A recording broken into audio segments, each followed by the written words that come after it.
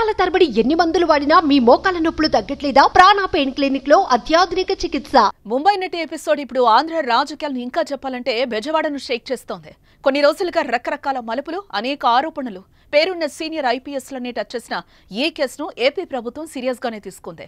అందులో భాగంగానే ఆర్టిస్ట్ కాదంబరి జత్వాని 3 గంటల పాటు విచారించారు అధికారులు. ఆమె స్టేట్మెంట్ ను రికార్డ్ చేశారు. మరి 3 గంటల విచారణలో పోలీసులకు వచ్చిన క్లారిటీ ఏంటి? జత్వాని పోలీసులకు ఇచ్చిన ఆధారాలేంటి? ఎవరి పేర్లను ఆమె బయటపెట్టారు?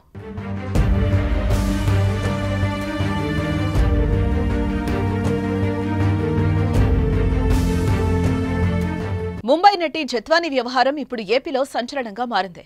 కొందరు సీనియర్ ఐపీఎస్లు తనను వేధించారని ఆమె చేసిన ఆరోపణలను ఏపీ ప్రభుత్వం ఫుల్ సీరియస్ గా తీసుకుంది. దీనిపై సమగ్ర విచారణకు సీఎంఓ ఆదేశాలు జారీ చేసింది. ముంబై నుంచి విజయవాడ వచ్చి సిపికి ఫిర్యాదు చేసి విచారణకు హాజరయ్యారు జత్వాని. ఆమె స్టేట్మెంట్ ను రికార్డ్ చేశారు. ఆమె తల్లి వాంగ్మూలాన్ని తీసుకున్నారు. అయితే పోలీసుల విచారణలో జత్వాని కీలక విషయాలు వెల్లడించారు. ఆధారాలతో పాటు పలు డాక్యుమెంట్స్ ను పోలీసులకు సమర్పించినట్లుగా తెలుస్తోంది. గత వైసీపీ ప్రభుత్వంలో పోలీసులు రాజకీయ నేతల వేధింపులకు గురైనట్లు చెప్తున్న ముంబై నటి జత్వాని విజయవాడ పోలీస్ కమిషనర్ రాజశేఖర్ బాబును కలిశారు. వైసీపీ నేత కుకుల విద్యాసాగర్ తనపై పెట్టిన కేసు, అంతకుముందు ఆమె పారిశ్రామికవేత్త సజ్జన్ జిందాల్ పై ముంబైలో పెట్టిన కేసు వివరాలను పోలీసులకు జత్వాని తెలిపారు.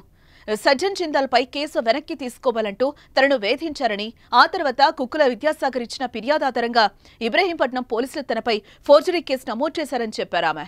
దీనిపై ఐపీఎస్లు ముంబై వచ్చి మరీ తనను, తన వారిని అరెస్టు చేయడం, కోర్టులో హాజరుపరిచి రిమాండ్కు పంపడం వంటివి జరిగాయని ఆమె వివరించినట్లుగా తెలుస్తోంది.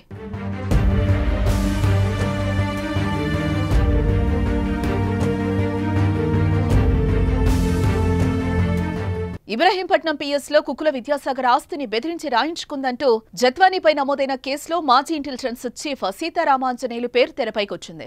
ఆయన ఆదేశాలతోనే తాము అప్పట్లో ముంబైకి వెళ్లి ఆమెను కుటుంబంతో తీసుకురావటం, వేధింపులకు గురి చేసినట్లు విచారణలో పోలీసు సిబ్బంది చెప్పినట్లుగా తెలుస్తోంది. అయితే మరో 2 ఐపీఎస్లు కాంతిరాణా టాటా, విశాల్ గున్ని ఎవరి ఆదేశాలతో కదిలారనే ఆరోపణలపై ఆరా తీస్తున్నారు. జత్వాని ఫిర్యాదులోని అంశాలను పరిశీలిస్తే 3 పోలీసు అధికారులు కీలక పాత్ర పోషించారని తెలుస్తోంది. నాడు నిఘా చీఫ్ గా వ్యవహరించిన PSR Anjaneyulu, Vijayawada CP Kanthi Rana Tata, DCP Vishal గుని ఉన్నారని తెలుస్తోంది. తనపైన విజయవాడలో కేసు నమోదుకు ముందు ముంబైలో తన ఇంటి వద్దకు ముందుగా రెక్కీకి పంపారని చెప్పినట్లుగా సమాచారం.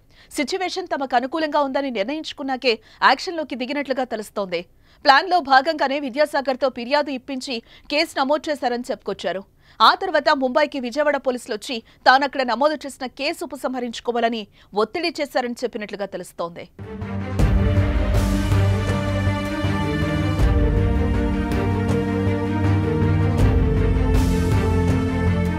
ముంబైలో బాంద్రా కుర్లా కాంప్లెక్స్ స్టేషన్లో 2023 డిసెంబర్ 17న సజ్జన్ జిందాల్ పై కేసు నమోదైంది.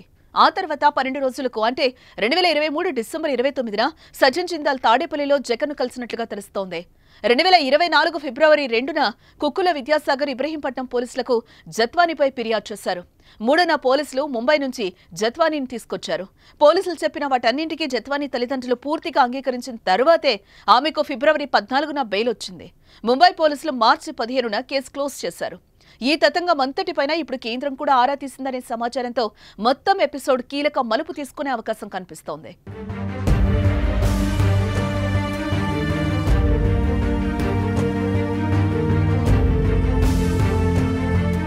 మొత్తంగా జత్వాని కేసు ఏపీలో హాట్ టాపిక్ గా మారిందని చెప్పుకోవచ్చు. ఇక స్టేట్మెంట్ రికార్డ్ చేసిన పోలీసులు ఆ స్టేట్మెంట్ ఆధారంగానే కేసులు పెట్టే ఛాన్స్ కనిపిస్తోంది. మరి చూడాలి ఈ కేసు ఎలా ముందుకెళ్తుందో, ఇంకెంతమంది బయటకు వస్తారు.